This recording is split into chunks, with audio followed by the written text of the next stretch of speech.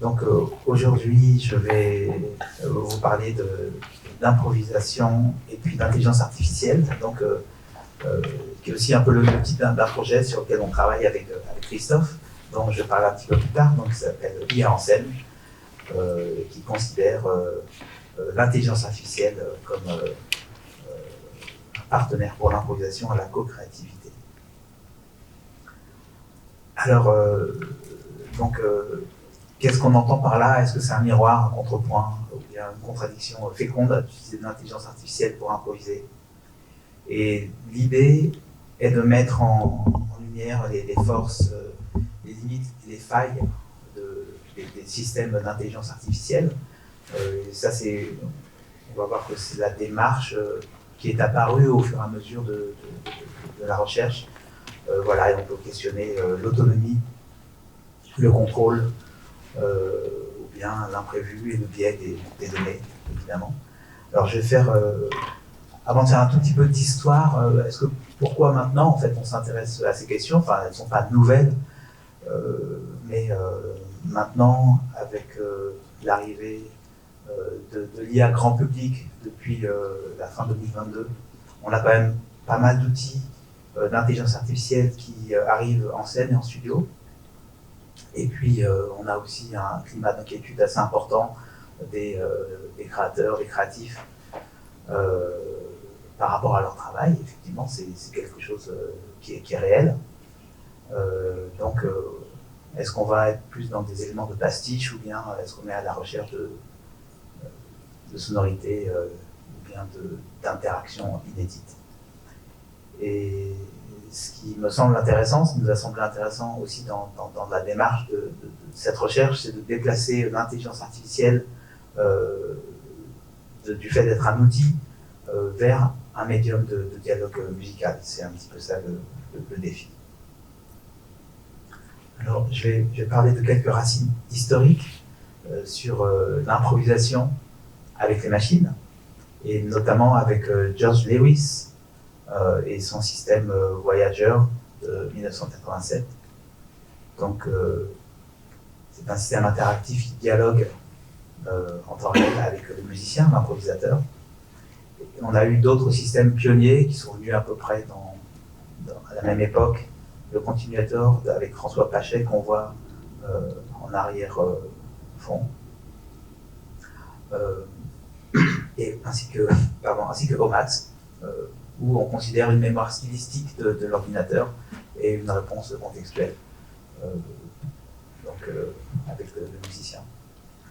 Et donc on attend en fait de ces environnements une forme d'accompagnement réactif qui va vers une co-création. Alors je vais parler un petit peu de George Lewis et de son Voyager, de son système interactif qui dialogue en temps réel avec l'improvisateur. On voit quelques lignes de code sur la gauche. Et l'idée, en fait, donc, alors, on n'est pas encore dans l'IA, on est dans fin des années 80, même si l'IA existe déjà, mais on est plutôt dans ce qu'on appelle le GoFi, le Good Old Fashioned AI, où on est dans des systèmes de règles et de symboles.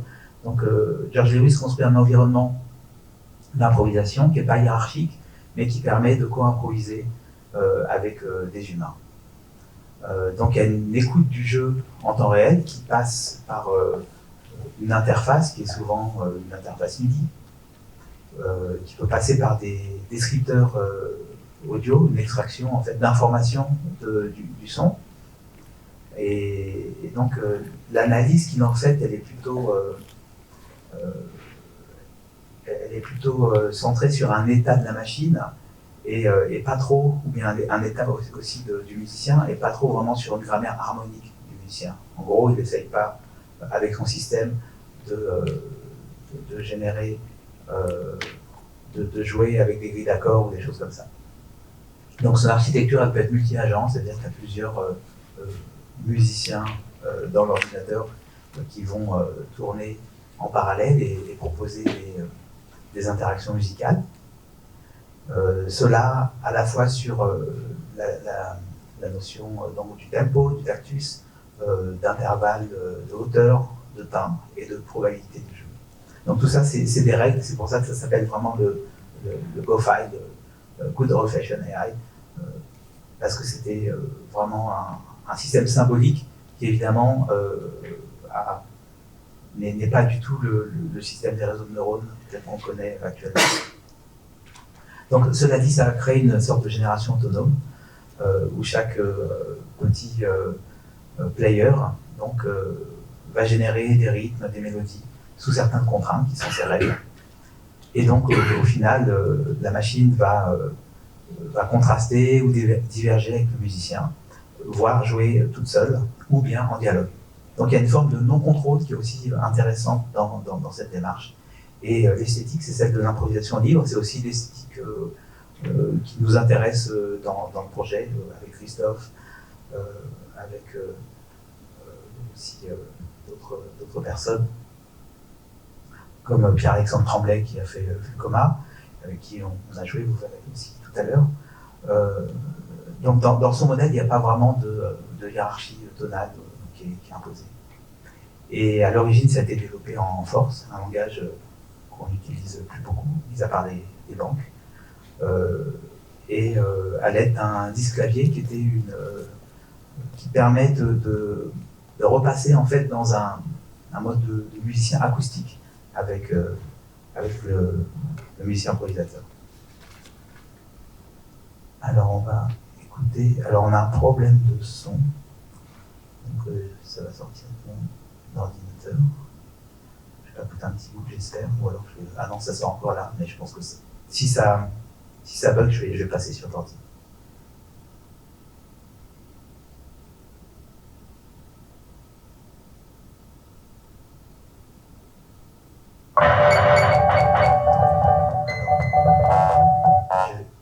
Je vais passer sur mon ordi, juste pour le son. Ça ne doit pas être très très fort, mais...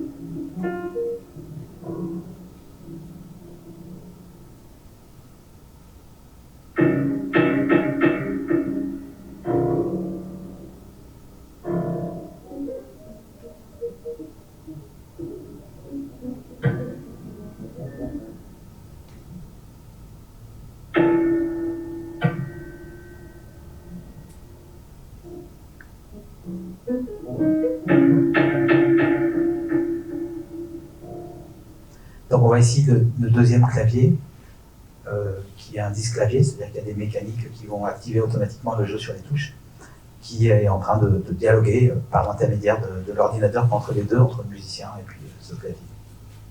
Donc un des premiers systèmes d'improvisation interactif dans les années 80. Et par la suite, on a eu d'autres outils et agents, donc plus contemporains, notamment DICE2, dont je vais parler, donc des agents génératifs en improvisation, Somax 2, qui est aussi un autre outil d'interaction stylistique en temps réel, une librairie plutôt avec un focus sur les réseaux de neurones qui s'appelle Fulcoma. Donc beaucoup d'éléments de machine learning qui permettent de manipuler aussi des corpus de son. Audiocellar qui permet aussi de faire une synthèse sonore. Magenta, Hansen qui sont des applications en ligne qui permettent aussi de travailler sur des générations de sons, de timbres. Et puis Dadabots qui vient d'un outil qui s'appelle Sample RNN, qui est très intéressant puisqu'il considère la prédiction d'échantillons. Vous savez probablement que les systèmes qu'on appelle LLM, les grands modèles de langage, font de la prédiction de mots, donc ils mettent des tokens, des bouts de mots les uns à la suite des autres. C'est un système probabiliste. Ils prédisent le mot qui est le plus probable d'apparaître par la suite. On fait la même chose pour le son, et donc on va prédire un échantillon. Et donc on entraîne ce modèle sur un corpus de sons. J'ai un tout petit exemple avec quelques sons générés à partir d'un corpus de piano d'Eric Satie.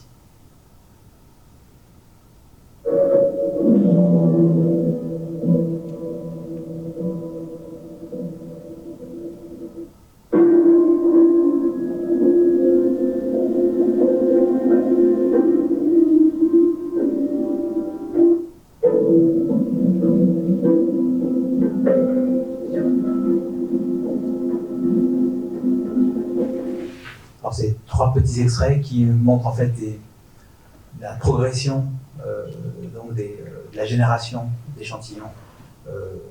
Ça prend beaucoup de temps de calcul, et la synthèse est faite avec un taux d'échantillonnage qui est un petit peu réduit. Voilà, donc ça, on va dire, on a une gamme d'outils qui permettent à la fois de faire de la génération de synthèse avec de l'IA, et puis des agents d'improvisation qui sont dans des modèles plus interactifs et plus temps réel.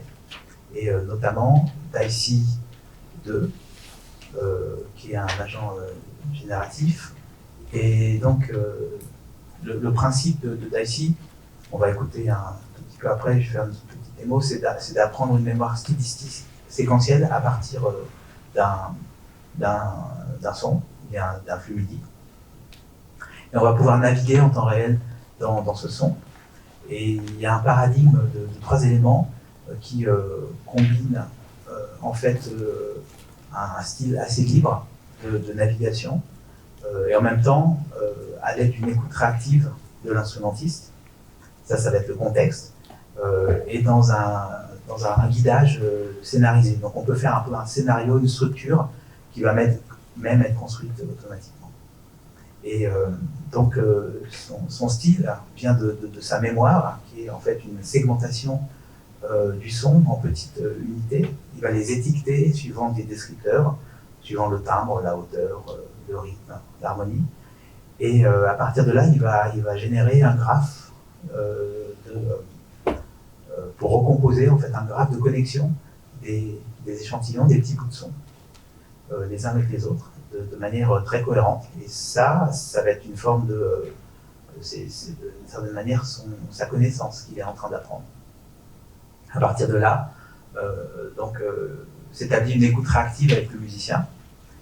Et donc le musicien, dans son flux sonore, va être aussi analysé par la machine, qui crée une sorte de profil d'activité avec la pertinence de plusieurs états qui vont être mis en regard en fait de la mémoire, donc de la mémoire du matériel sonore qui est déjà présent, et ce qui va permettre donc de se promener dans ce matériel sonore.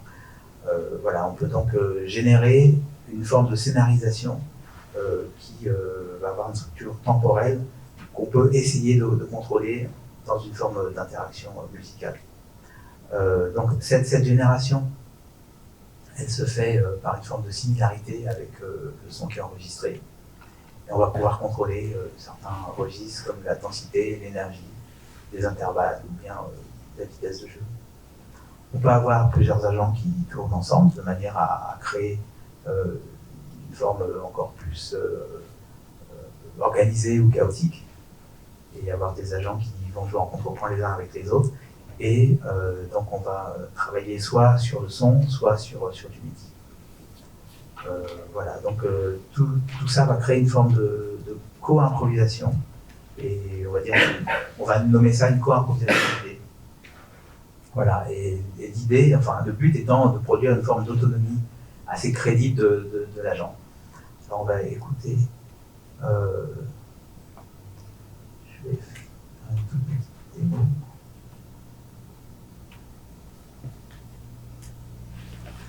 Donc, voilà, ça. Ça, c'est le logiciel qui s'appelle OnDive. Et donc ici, en bas, j'ai mon plugin donc d'IC qui va écouter ce que fait un saxophone. Alors, on va jouer. Ah mince, aussi encore sur le.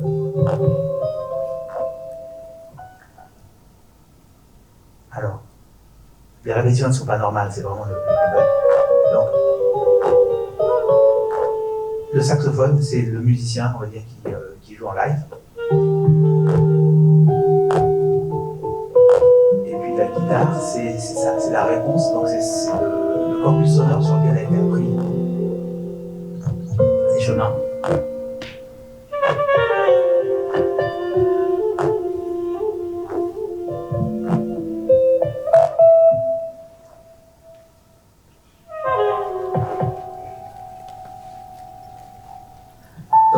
Donc voilà, cette interaction, elle est en temps réel. Le système va écouter, analyser et va rapprocher ces éléments par rapport à la mémoire qu'il a et aux descripteurs qui sont inclus dans cette mémoire et au chemin qui étaye cette mémoire. Et il va donc parcourir librement et proposer des réponses interactives aux musiciens. Après, c'est à chacun de pouvoir donner son corpus sonore, de travailler avec, et par la suite de pouvoir essayer de guider son corpus sonore dans la réaction à son jeu. Donc ça permet quand même d'avoir une sorte de travail d'improvisation qui peut être intéressant, mais qui reste quand même limité par rapport aux propositions de machine. Je vais revenir sur le PowerPoint.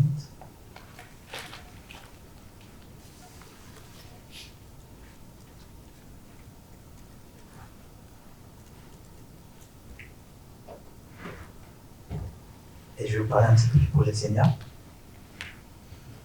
auquel Christophe participe, ainsi que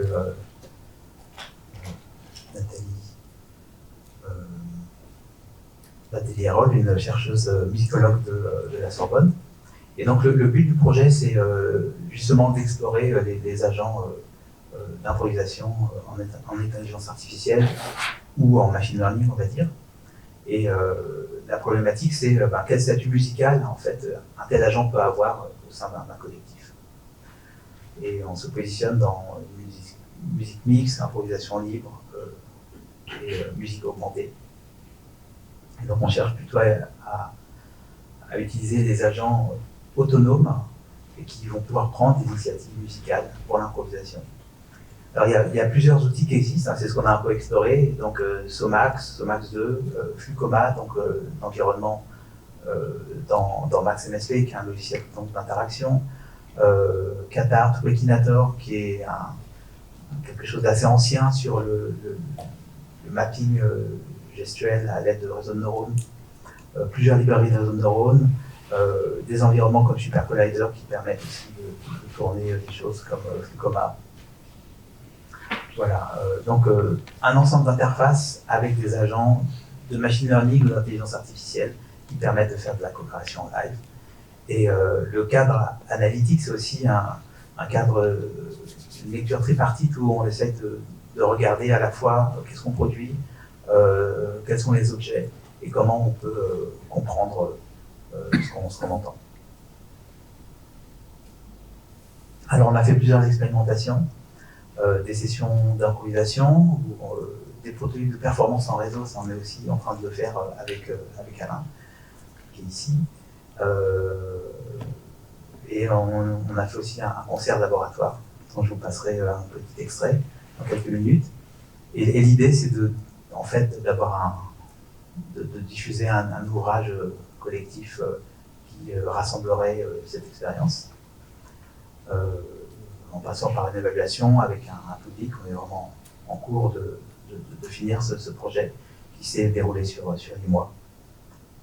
Et on espère aussi continuer à mettre ensemble un réseau de chercheurs, de chercheuses et de musiciens et de musiciens technologistes qui sont intéressés par cette improvisation libre. Alors ça, c'est une des séances d'improvisation qu'on a faite. donc Christophe, Pierre-Alexandre Tremblay et moi-même. Et donc là, Pierre-Alexandre, qui lève les mains pour dire qu'il n'a rien fait, était en fait en train d'utiliser certains outils MaxMSP pour traiter nos signaux de manière en réponse improvisée. On va écouter une toute petite minute de ça.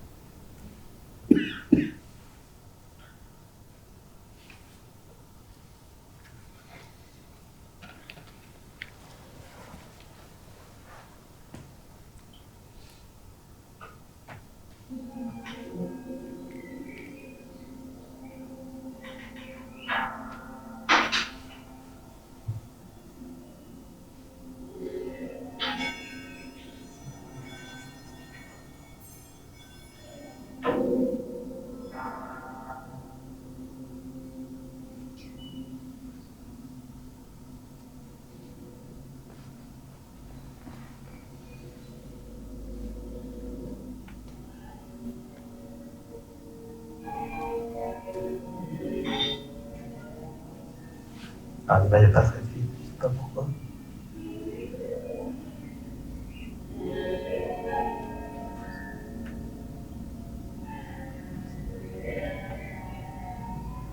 Donc on a enregistré en parallèle tout ce matériau sonore, ça veut dire qu'on peut reprocesser en fait tout ce qu'on a avec d'autres agents d'improvisation en IA. Et pour ça c'était aussi très intéressant de garder tous ces éléments et des vidéos. Donc on a beaucoup documenté tout ce qu'on a fait. Et donc il me reste quelques minutes, donc juste pour vous parler d'un projet de concert qu'on a fait donc en début juillet, où j'ai commencé en fait à coder un petit agent d'improvisation en intelligence artificielle qui a appris. Donc les deux musiciens que vous voyez à gauche et à droite, c'est Benoît Delbecq à gauche et Joseph Dumoulin, Van der Roth, à droite. Et les deux on collabore depuis longtemps. J'ai aussi fait beaucoup de concerts avec eux, mais ils ont fait un CD tous les deux, et donc ils m'ont donné leur CD. J'ai pris une piste de leur CD, et ce qu'on voit en bas, c'est une sorte de modélisation d'activité des deux ensemble quand ils jouent. Et j'ai pris un réseau de neurones avec du short time memory, donc un réseau de neurones récursif, un LSTM, qui a appris à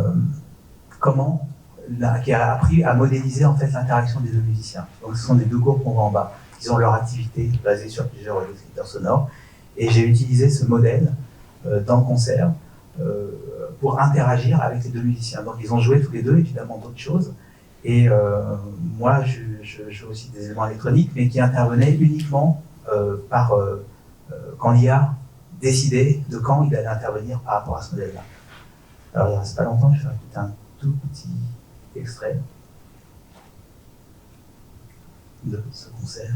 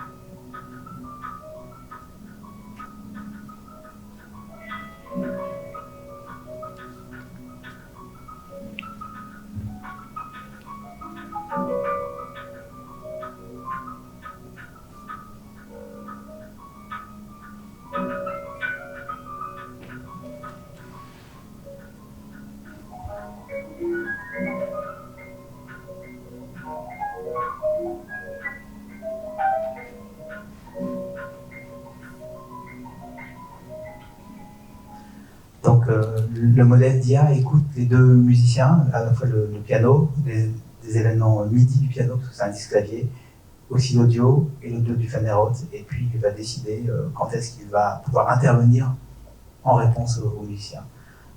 Donc voilà, et c'était une expérience assez intéressante et je continue à développer en fait ce système.